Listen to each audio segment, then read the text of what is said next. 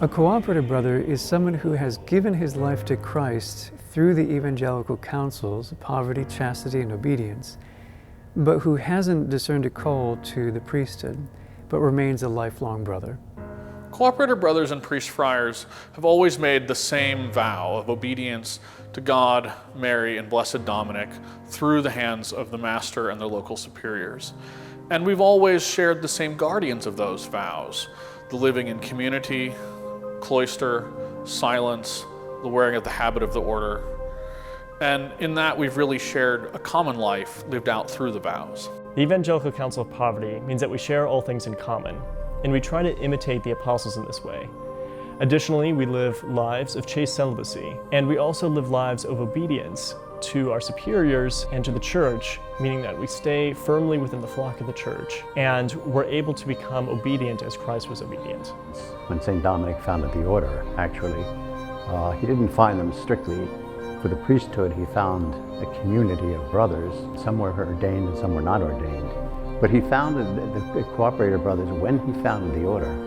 So they are an integral part of it from the very beginning. Among the original friars was Blessed Odoric. So Dominic wanted the Cooperator Brothers to be a part of the life of the Dominican friars and wanted them to participate in the community. In fact, a Cooperator brother was sent in the second mission of brothers to Paris, right after the original dispersal of the brethren.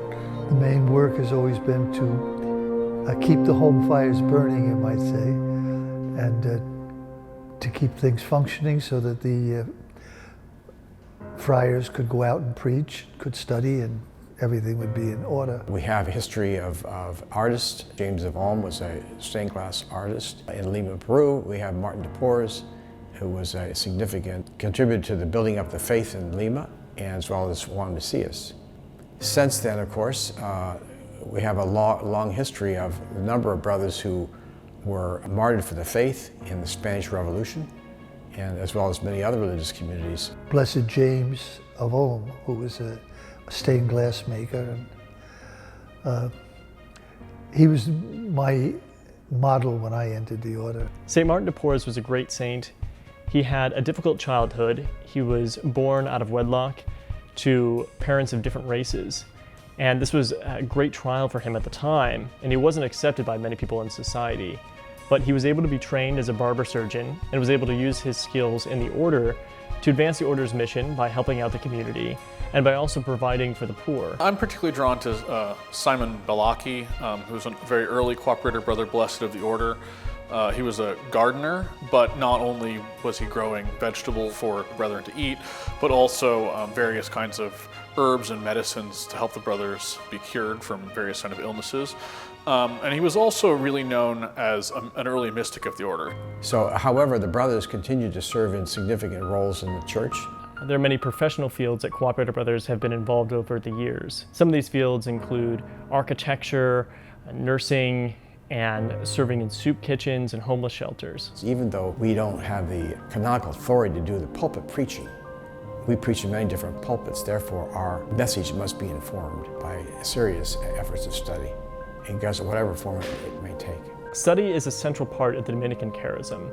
Perhaps it even sets apart the Dominican order somewhat, in that there's such an intense focus on study. There's one vocation to the Dominican life, but it's expressed in the vocation of the brother, the vocation of the priest, but the common bond is the fraternal life. That gives credibility, integrity, and authenticity to what we say to the people. We've been so blessed in the number of peer candidates we're getting, for both the, I just wish we'd had a few more Cooperator brothers coming. I hope we pick up on that a little bit. The Lord will send you vocations as you need them. I think the fuel behind the resurgence of vocation of brothers is centered clearly in renewal of fraternal life. The problem is now that there are so few that a lot of the young men don't know what the brothers can do and how they can profit a community.